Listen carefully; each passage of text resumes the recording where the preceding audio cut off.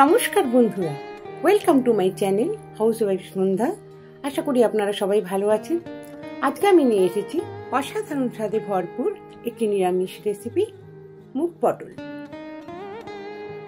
এটি বানানোর জন্য আমি পটল হাফ করে কেটে নিয়েছি, আর এইদিকে আলু টুকরো করে নিয়েছি। মুগ ডালকে হালকা করে ভেজে আমি এটাকে ভালো করে ধুয়ে নিয়েছি।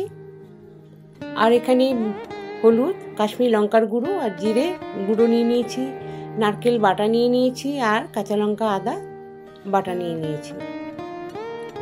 আর এবার আমি তেল গরম হয়ে গেলে টুকরো করা নুন হলুদ মাখানো অর্ধেক পটলগুলোকে দিয়ে দেবো। খুব ভালো করে আমি ভেজে নেব, একটু লাল করে ভাজবো, আর যাতে 80% পটল ভিতর থেকে সিদ্ধ হয়ে যায় ওই রকম ভাবে ভেজে নেব।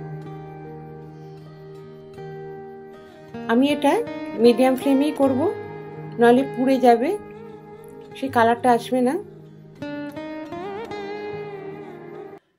দেখুন এরকম লাল লাল করে ভেজে নেব। আজকে আপনারা যারা নতুন দেখছেন তারা একটা কমেন্ট, একটা লাইক দিয়ে যেতে পারেন। আর যদি ভালো লাগে অবশ্যই সাবস্ক্রাইব করে আমার পাশে থাকবেন।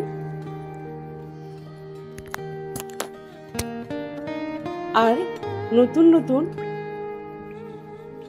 ভিডিও দেখার জন্য নোটিফিকেশন অন করে রাখতে বেল আইকনটি প্রেস করে রাখুন। পটলগুলো লাল করে ভাজা হয়ে গেছে।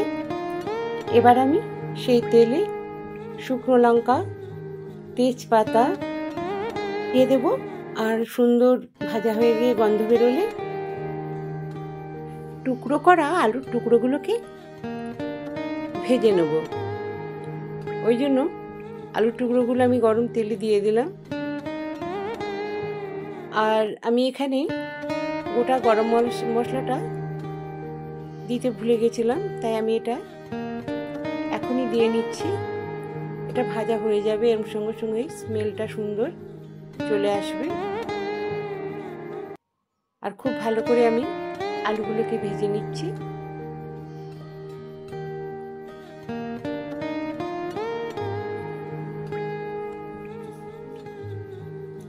এইভাবে কিছুক্ষণ ভেজে নেওয়ার পর যখন আলুগুলো মোটামুটি 60% ভাজা হয়ে যাবে,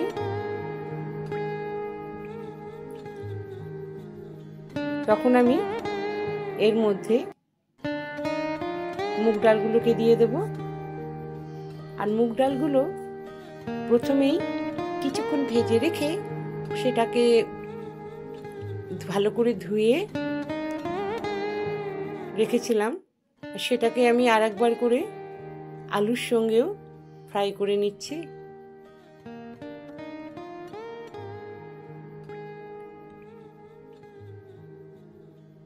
ভালো করে মিক্সড করে নেওয়ার পর আদা আর কাঁচা লঙ্কা বাটা দিয়ে দিলাম।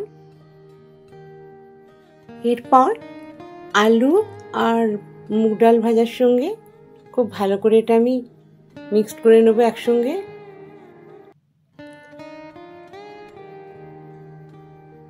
এবার আমি হলুদ, কাশ্মীরি লঙ্কার গুঁড়ো আর জিরে গুঁড়ো দিয়ে দিলাম। কয়েক সেকেন্ড নাড়াচাড়া করার পর এবার আমি ওর মধ্যে বেটে রাখা নারকেলের টুকরোগুলোকে আমি দিয়ে দিলাম। নারকেলের টুকরোগুলোকে একদম মিহি করে বাটা যাবে না, একটু দানা দানা লাগবে, ওরকম ভাবে বাটতে হবে। এবার এটাকে আমি সামান্য জল দিয়ে খুব সুন্দর করে কষিয়ে নিচ্ছি।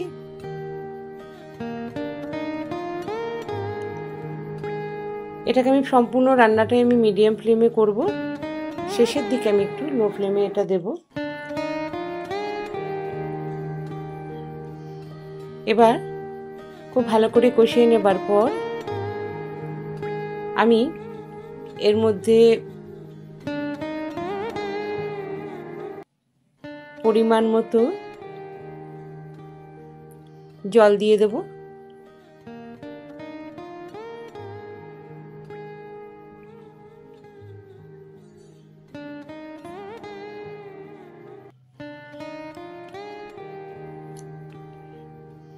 এবার জল দিয়ে এটাকে ভালো করে মিক্সড করে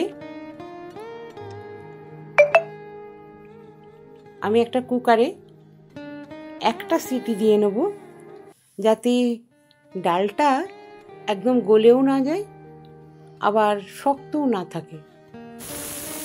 এইভাবে আমি একটা সিটি আমি কুকারে দিয়ে নিচ্ছি। কুকার ঠান্ডা হয়ে গেলে ডালগুলো আমি একটা কড়াইয়ে নিয়ে নেব এবং ওর মধ্যে আমি ভেজে রাখা পটলের টুকরোগুলোকে দিয়ে দেব।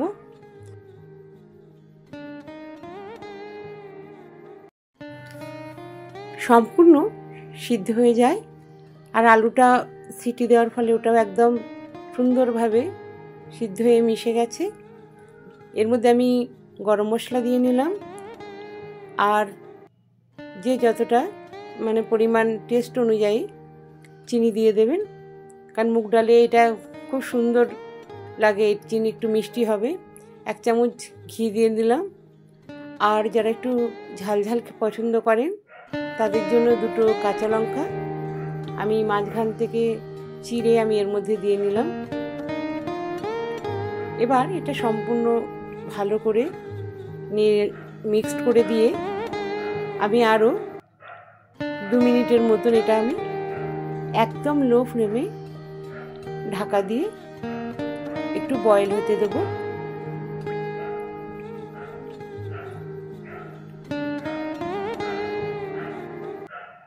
আর আপনারা একবার এই রান্নাটা করে দেখবেন, সত্যি অসাধারণ লাগবে। 2-3 মিনিট বাদে আমি ঢাকাটা উল্টে দেখুন খুব সুন্দরভাবে হয়ে গেছে এটা। এবার আমি এটা সার্ভ করার জন্য একটি বোলে তুলে নিলাম। আর ঠিক এরকম মুগ ডালগুলো দানাদার থাকবে, আবার নরমও হয়ে যাবে। এটা যখন হাতে টেপা হবে একদম পুরো মিহি হয়ে যাবে, আর দেখতে ঠিক এইরকমই লাগবে। আর এটা নিরামিষ মানে গরম ভাতের সঙ্গে খেতে অসাধারণ লাগে। পটল তো আপনারা অনেকভাবেই খেয়েছেন, এটা একবার খেয়ে দেখুন, মুখে লেগে থাকবে, আপনারা ভুলতেই পারবেন না রান্নাটা। আর নিরামিষ দিনে আমরা খুঁজে পাই না আমরা কি রান্না করব, তখন এটাকে ভিন্ন স্বাদ আনতে পটলের